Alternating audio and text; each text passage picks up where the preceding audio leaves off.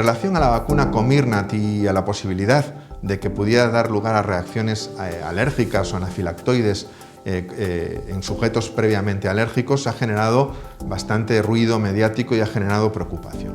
La realidad es que esta vacuna, al igual que todas las demás vacunas y que todos los fármacos, tienen la posibilidad de desarrollar reacciones alérgicas, algo que afortunadamente acontece en menos de 1 de cada millón de casos.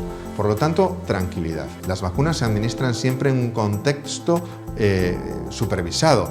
Es un acto médico en el que las personas que realizan la vacunación están además preparadas para atender eventualmente si sucediese una reacción de tipo alérgico en el contexto de la vacunación. Por tanto, no tenemos datos todavía que nos sugieran que la vacunación con Comirnaty, la vacuna de Pfizer-BioNTech, tenga más riesgo de reacciones alérgicas que otras vacunas, pero sí puede tener ese riesgo, como lo tiene cualquier fármaco, y lo único, cuando vacunamos, estamos preparados para responder en el caso de que esto acontezca. Exclusivamente, personas alérgicas que hayan tenido demostradamente alergia a la vacuna propiamente o a algún componente de la vacuna, es donde estaría contraindicada la vacunación. Y en el resto de personas alérgicas o personas que tengan mayor sensibilidad a alérgenos en general, simplemente el hacerlo con supervisión y con las precauciones adecuadas en un contexto de vigilancia supervisada en el acto de vacunación.